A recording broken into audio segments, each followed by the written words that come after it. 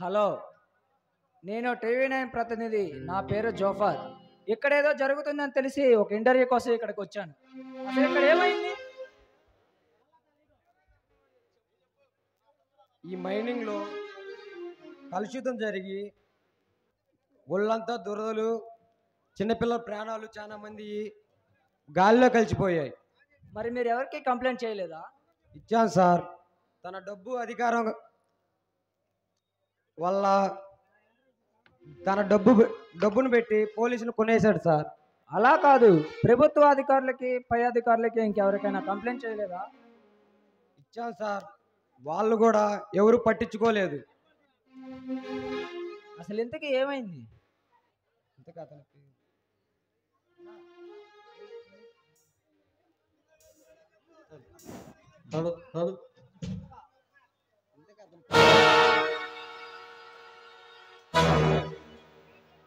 ఎవడి పేరు చెబితే అటు మైనింగ్ మాఫియా గజగల ఉరికిపోతుందో, ఎవడి పేరు చెబితే మైనింగ్ సామ్రాజ్యంలో పూడ్చిపెట్టిన సవాలు సైతం ఎదురులాడతాయో, ఇటు మైనింగ్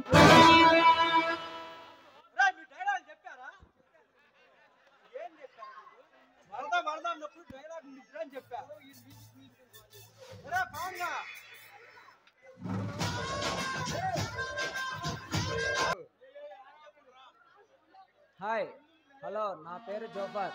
నేను టీవీ 9 ప్రతినిధిగా పనిచేస్తూ ఒక ఇంటర్వ్యూ కోసం ఇక్కడికి వచ్చాను. అసలు ఇక్కడ ఏమైంది?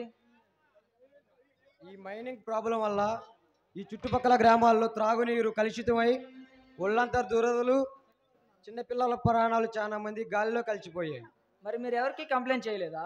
ఇచ్చాం సార్, కానీ ఎవరు పట్టించుకోలేదు. తన డబ్బు అధికారం అడ్డు పెట్టుకొని పోలీసులు కొనేశాడు.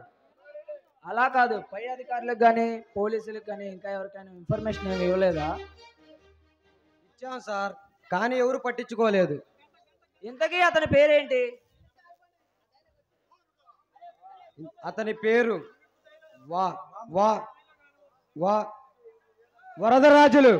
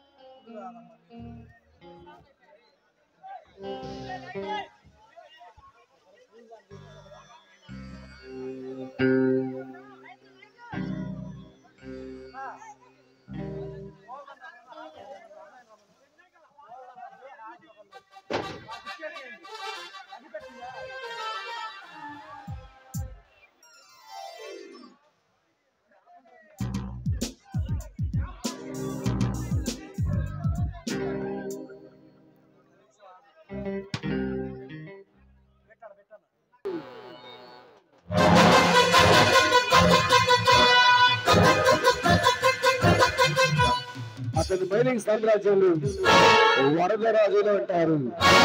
మెడికల్ సామ్రాజ్యంలో గరుడా అంటారు.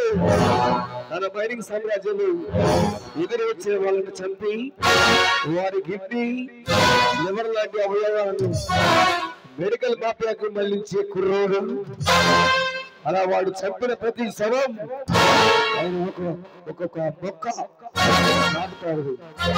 అలా నాటిన మొక్కలే ఇక్కడ ఒక అడవిలా తయారయ్యింది.